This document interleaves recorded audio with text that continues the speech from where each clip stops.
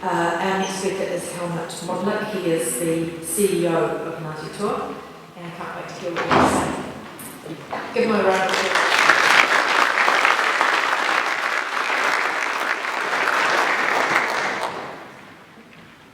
Kia ora tātou, mā ora tira mākua i tahi mai nei tēnei rangi. Apono whea, ane tui kia koutou. It's very good to be with you today. Apologies first for being late. I dipped out of a live board meeting in Porirua City Council, Ngati Toa and Kainga Water partners in the regeneration of social housing stock, Kainga Water housing stock in Porirua. Over the next 15 or so years, we're going to be replacing that all with brand new houses and intensifying that, and not only that, but actually collaborating in the investment and creation of a much more enriched community up there.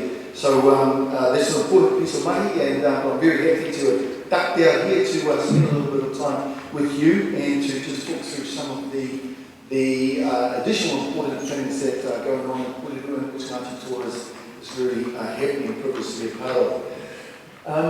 I think I'd just begin by first putting you out of your misery is wondering how the chief executive of Ngati Toa his name could be Helmut Modlik. So in 1951, the New Zealand government in their wisdom contracted an Austrian company. They arrived on their shores with 120 men, 3 of whom were Germans, one of which is my dad, with their plans, their men and their wood, believe it or not, and they commenced building state houses in Titahi Bay. And so now, one generation later, we're looking to pour a good deal of that housing stock down and do it again properly. But this time, it won't be Austrians or Germans, it'll be people from Porirua, and that's a non-trivial observation. While we're doing the history thing, if I could also just do a little bit of an introduction. Many of you will know this, so apologies, but for those who don't, you're standing on the whenua that Ngati Toa has had mana over for 200 years, literally. 2021 is the commencement of our 200-year bicentennial celebration and recognition of the arrival of Ngati Toa under the leadership of our famous, some may say infamous, I shouldn't have said that, famous Anatira Te Rauparaha and his Whaere Lord General Te Rangi Haiata. Quick little history lesson there. Our journey south was invited. We were actually expecting to have a warm welcome as we arrived into the Royal Whenua. It didn't work out that way. The good people there changed their minds, and so we found ourselves facing another period of existential threat. And luckily for us, our ancestors were good at protecting themselves, and 3 years later we found ourselves able to, in fact, stand with confidence and safety. Our territory traditionally was just south of Hononui, the Hononui River, over to the Porirua Ranges, down to Raupoa, Wanada, Cook Strait, down to Kaikoura, across to the west coast and back up. It was a rather large area, and under the mana of Ngati Toa, our allies and relations from Taranaki principally, but some also from Tainui, were allocated variously, and so then commenced a period of about 20-30 years of ascendancy of our iwi in this part of the country. Unfortunately, with the progressive arrival of the settler community, and then under the well, I'll say it, leadership, I suppose, of Governor Gray, ultimately that period of ascendancy waned. The critical point was the kidnapping, and that is the right word, of our chief Te Raupara from off the beach at Clinton. Literally, a boatload of Marines came ashore, whipped them off, took them out to a ship named Calliope, which someone decided to call a street in Porirua. How was that even a thing? But we'll get back to that. And then for the next 18 months in that kidnapped state, he was illegally held in southern New Zealand. Ultimately, as kidnaps do usually turn into, ransom was requested, and hundreds of thousands of acres were misappropriated from Ngati Toa that the settlers might have today. So welcome to the whenua and rohe of Ngati Toa Rangatira. That was then. So we get to the turn of the century when my koro was born, and by that stage we're less than 100 adult people. By that stage we're assembled primarily in the beautiful little kainga Takapua here, just up the road here, where I was born and raised with my cousin and many others. And interestingly, it's with the reflection at that point, the majority of the world was ruled, when my grandfather was born, the majority of the world was ruled by emperors and kings. It's an interesting reflection. When my mother was born 30 odd years later, the majority of the world was ruled by tyrants and a few kings and a small smattering of democracy starting to poke its nose out. And then, of course, in our lifetime, democracy since the Second World War has been the main word of the day. I mention that little addition to the historical lesson because it's important that we remember that the way things are is not the way they have to be.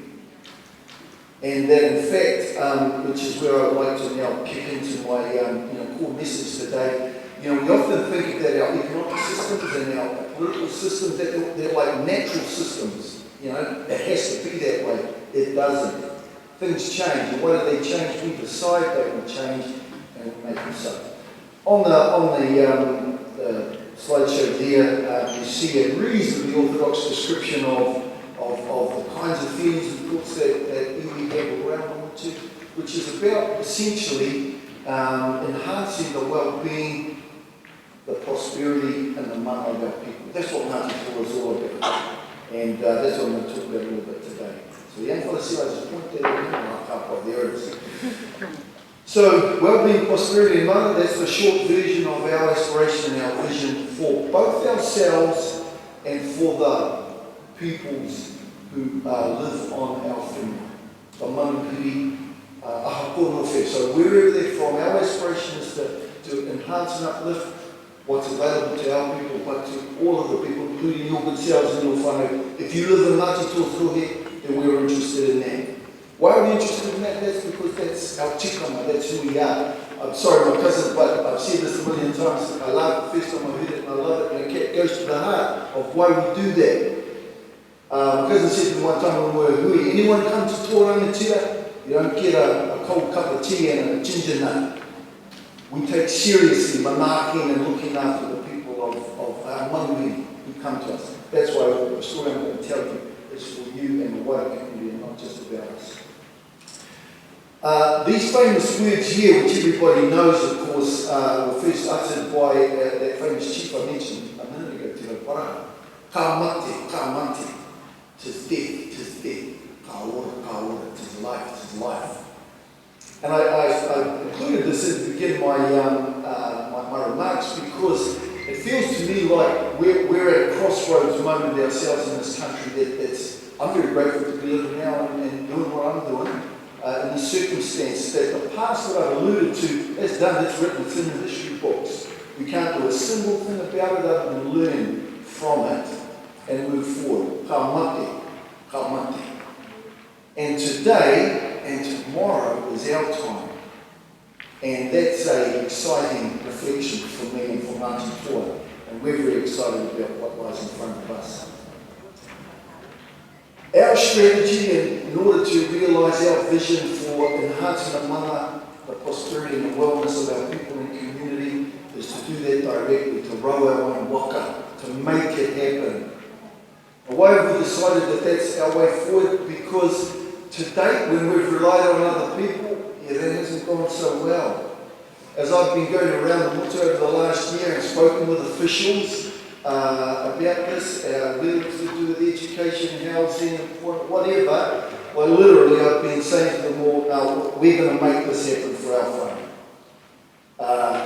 In saying that, we're not letting anybody off the hook who's got a statutory, contractual, ethical or other obligation to do their damn job. We're just not expecting them to do it very well. We don't have any experience of that. Bit of reverse psychology, eh? So when I'm uttering that to officials, I'm inviting them all. If there's anyone in the room, I'm inviting you again. Go on, prove me wrong. Surprise us. I've always get a smile out of that and off the note. All right, we're up for that, let's go. But from our point of view, though, our strategy is we're going to make it happen directly in front of it. And I'll talk a little bit about what that means. I wanted to throw this one in here because I'm very grateful to have been a part of a world-class example of the power of unity. Last year, our team of 5 million miracle, and I counted a miracle, right, occurred not because of greatest respect over to our good leader and your team over there, Parliament, not because of them, but primarily because we as a community. New Zealand has decided this was something we wanted, and we responded to the information and the leadership offered, and collectively we achieved a unique and a world-class outcome of more or less universally suppressing what everyone in the rest of the world got smashed by and still is to some degree. That's a miracle, and it occurred because we had the wisdom in the world to act in a unified way. That's a powerful reflection, highly relevant to our Porirua here today. So a very, very famous man, a little Indian fellow who wore very little clothes, once said, "Be the change, that you want to see in the world." And that's back to rolling out one waka. Don't, what you've got in your head as an individual, as an organisation, as a whānau, don't rely on others. Lift where you stand, be it, do it. And collectively, the result will be, well, wait and see what the US plus resources equals anything you want. I loved it the first time I saw it, right? And it's very relevant, very, very to the situation we're in today. I don't know about you, but the opportunities, my team's getting very tired of the number of opportunities that I'm identifying and asking them to please respond to. They're everywhere. Resources. So, people always go on about money. I'm here to tell you, I have spent a great deal of my professional career as either an entrepreneur or an advisor or an entrepreneur involved in economic development. And the thing I used to tell people 30 years ago when I was supporting entrepreneurs in their journey, if it's good, don't worry about the money, it'll come. And I have yet to experience where that hasn't been true. Today, it's even more true. There is more money looking for good things to do. Sorry, Darren, it's going to come. Just keep doing your thing. But there's more money looking for great opportunities, right, when they know what to do with it. And why? What's the counterfactual? How much are you getting for putting your money in the bank? Right? There's a lot of money out there. So the key, the one that I want to focus in on there, John, is capability. Capability is the key. Always has been, it is, and it will be. People, developing them. And for us as an iwi, that is a critical observation. Okay, so just some key things from our story so far in terms of our pursuit of our vision of money enhancing well-being and prosperity. Another very clever man, Stephen Covey, read this book if you haven't, 7 Habits of Highly Successful People, gives a principle of success and power which is begin with the end in mind. And so with that, I'm going to play a very short version of a vision that Ngati Toa has for our client here. It's actually much, much longer than this, so we've done a little bit of a short clip version, but I'll play it and just talk you through it. So when Tapu was a little boy, the harbour used to come right up to, is that going? Going out? Yeah, I'm not. So the harbour used to come right up to the park. And we called it the old main road. It went around to the park. It was how you got out to Titahi Bay. And in the 50s, they built a straight road was put out and wrecked all of that. But our dream is to one day have our harbour come back into in a healthy environment, a healthy situation, renewed, regenerated, unpolluted, what do you call it? There's no more settings. Yeah, that. So it's not all filled up. And a place where we can, in fact, swim and eat and all the rest of it again. So you'd be looking at that, you won't recognise anything you're seeing there in Ngati Toa because none of that's there. But that's because that's our aspiration to build and create in our community purpose-built health and social service buildings, community buildings, to build new and beautiful, which is on the screen there, Porirua residences right across the road from our marae. You may be seeing, if you've got good eyes, that there's a bridge across the water over to Whitirea because we've got our eyes on Whitirea, but the whenua in the buildings. That's all right, Mark and his knows. Down the end of the park, next to the hockey fields, we've got dreams of having our own stadium, Ngati Toa Stadium. Sorry to get a Porirua arena, but we'd like to have our own one up near the park where our young people can play. We're flipping back around now, and everything that's either blurred out or in white is because it's there, and everything is colours and stuff that's new and envisioned going forward. In the middle of the park, in fact, our current thinking is a lot more intensified as we've sought registrations for people my age and older who want to come home. the numbers have ballooned, and so we're likely to have a slightly more materially more intensified development of Kaumātua housing, which is in front of you. We want to have an aged care facility in the plaza so that our people don't have to leave home, you know, when we get to that stage of life, heaven forbid. And then we head up the hill. So all the land above the Hawaii, which was taken in the 50s, Public Works Act, for roads never built, houses never built, that's another story. We've agreed with Porirua and the Māori Land Court a process that's going to have that coming back to us after 70 years. Kia ora for that. And what you're seeing here is just our initial artist take on the development of the acreage up there. You'll notice too that it doesn't look anything like the Aotea development, and that's intentional with all due respect. We won't have anything to do with that. We want to live on that land in a way that's respectful and healthy and sustainable, because that's how we roll. So that's a high vision looking down on it, and you'll notice now as it curls around that we do have a dream of building a new marae at the top of prominent on the point, at the top of the whenua overlooking Tapapuahi, a healing marae, a new one where our people can go and receive solace to their souls. So that's a really quick whip through of what we are planning to do before I die, which is not too far away. So what else have we got going on? So last year, Ngati Toa stood up the largest Māori community housing entity in the country. We've got 912 homes, state homes. Still owned by Kaimawara. Ngati Toa is the tenancy manager, and we have rights to acquire those whenua over the next 20-25 years if we wish, and we do wish, and we will. And so we are now the tenancy manager for all those homes, and we have plans to both develop healthy homes and intensify those, the majority of which of course are tenanted by non-Ngati Toa people. But it's a big deal and a good addition to our story. Have I got two or three or four? Two, quick. So Mahi Toa in the last 5-6 months, again, thank you to Barbara and her government, supported Ngati Toa to stand up the first Māori trades training arrangement in the country. We've placed, as at the end of May, 50 apprentices, and we have 120 young people registered, employment and training going on. Primo, very excited by it. Whenua acquisition, we are just going gangbusters on acquiring and reacquiring all the whenua that we can for the purpose of both housing, sure, but also for development to build the community. So, for example, we have agreements both with the Crown and with our partners in Porirua City Council in connection with properties that are in Porirua. And one that I'm very excited about personally is, the bank that's in front of Bunnings as you come into Porirua. Used to be in front of Todd Road, now it's in front of Bunnings. But that bank there, we've got a dream of building across there the home of the haka. A wharetonga, where we will actually have an iconic building across there. When you drive into Porirua, there is this magnificent building that Ngati Toa will be owning and operating, and it will be a place where we'll share authentically our story and other experiences.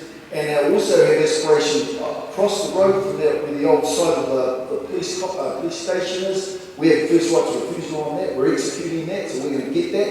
And we're going to look at the development there. There'll probably be a commercial building and, wait for it there, a hotel. A real nice one too, but. And there's heaps of other opportunities that we're going hard at to do fun. So, tree partnerships, I want to quickly just finish with a couple of quick things. So tree partnerships is really important. Going forward, our approach to this is to be a good partner before we go on and on and on about our partner being a good partner. And we're really working hard on that and having a lot of success with local government, central government, and the strength of those relationships we're building. A lot of direct investment going on. Our strategy, because running the same Waka thing, our own Waka thing, is to actually create an integrated vertically integrated sequence of businesses that enables us to take the whenua and do everything needed to then turn out what's needed. So early in the piece, there is now a tour ITM, and if you want a good price, come and see us, we'll sort you out. That's going to be a great opportunity. This one is one I'm very excited by. So we've secured the IP rights for a North American originated off-site manufactured prefabricated home. We've localised its design, content, etc., and we're super excited about including it in the mix, both because of its performance and its cost. Again, you're going to hear about this. Don't worry about that. That's a reducer. Last thing I want to finish on is this. It's a sad but true reflection that a significant portion of our community in Porirua are significantly disadvantaged by it, and we must be very focused on leveraging all of the inbound investment and expenditure into this region and apply community developmental, community wealth building principles to enable that part of our community to gain access to employment and training, enterprise formation, service procurement, all of that. It won't require us to spend any more money if we simply apply our minds to how can we have more of our local people participating in that investment and expenditure activity. And I challenge everyone in the room who has got a role to play in bringing investment to Porirua to think about how do we get more of the money that you're going to spend anyway circulating in this community instead of leaving it. I challenge you all to think like that. This slide here is telling a story around social service and let's face it, a key and significant area of inbound investment in Porirua is social service related. And our model, our approach, which is underway and is just going to grow, is the delivery of what we call our Modi order model. Just think farm water on steroids. And it's the idea that we actually integrate all of this, the service provision, the formal professional service provision, and we look in our community, our whānau Hapuiwi people. And up the east, it'll be the Pacific and other communities, linking in so that in fact we're wrapping our arms around each other and making it work. All right, that'll done. You're sitting there, I'm about done anyway. But look, I just wanted to leave a challenge with you all. I've spent my entire life within 25 miles of where we're standing. In boarding school for a wee while and served over in Australia Commission for a couple of years. But other than that, I'm a Porirua boy born and bred. I'm so happy to be home. This place is the land that my people have lived on for 200 years. And in 200 years' time, they're going to look back and they're going to say, what did we do with this family, with this community, with these people? That's in front of us. Let's write a great story, whānau. Ka ora, kia ora.